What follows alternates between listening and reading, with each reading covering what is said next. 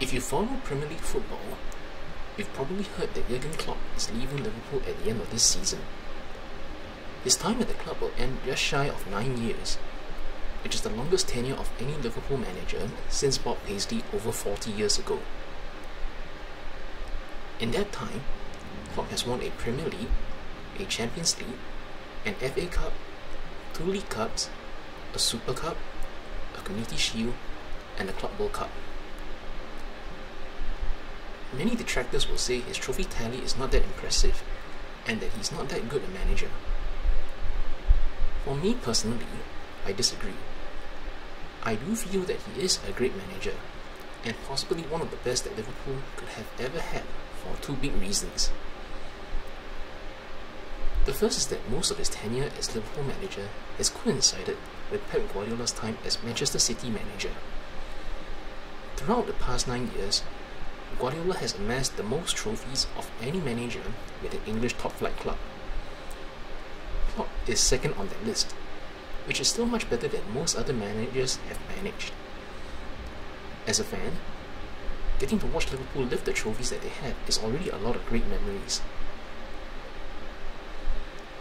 The other reason goes beyond the numbers of trophies and wins. Among Liverpool fans, there are many who rate and revere Bill Shankly more highly than they do Bob Paisley, despite Paisley winning far more trophies. Among the reasons given are that Bill was a man of the people. He was charismatic. He espoused the importance of players working for each other and sharing the rewards. He brought Liverpool out of the doldrums. And that is where the similarities between Klopp and Shankly begin. When Klopp first arrived in 2015, he placed importance in players pushing the train together. He spoke of turning doubters to believers. He talked about needing the energy of the fans, for them to stay to the very end. The words may have been different, but the underlying message was the same. Both managers valued the strength of the bonds forged between players, managers, and the fans, and the ability for that bond to make special things happen. Similarly, the club was in the doldrums when both managers arrived at the start of their respective tenures. The mid-table situation that Klopp walked into wasn't quite as severe as the second-tier situation that Shankly joined, but both teams had fallen very far from where they were just a decade prior in each case.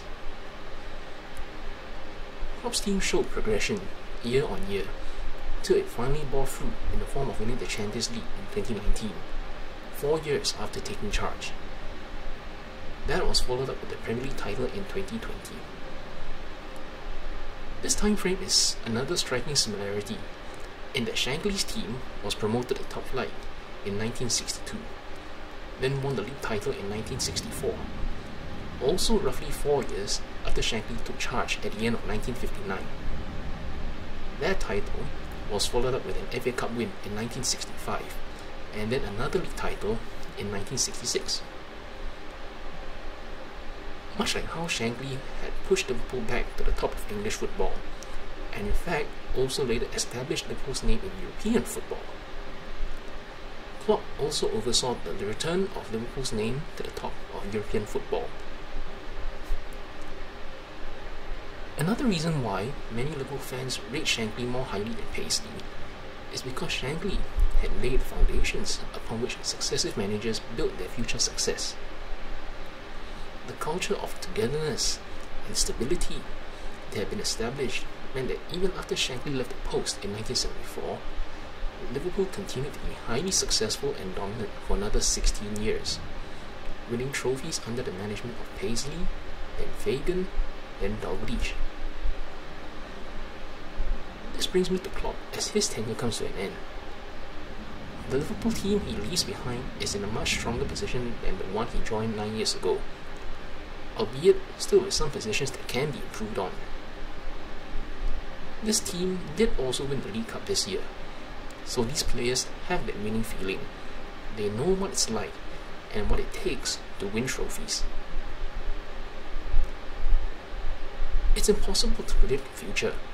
No one knows what it holds, but there is a very strong hope that this could be the foundation upon which the next manager builds his success. During his first press conference as Liverpool manager, Klopp said, "It's not so important what people think when you come in. It's much more important what people think when you leave." Klopp is definitely leaving as an undoubted Liverpool legend. Much like Shankly, his legacy is not solely defined by the trophies won. It's also about rejuvenating the club, reconnecting with the fans in a way that hadn't been done for a long time, and putting foundations in place for the future. If the next manager can build success on those foundations, that would be another similarity between Klopp and Shankly, and it could be a legacy spoken with similar reverence.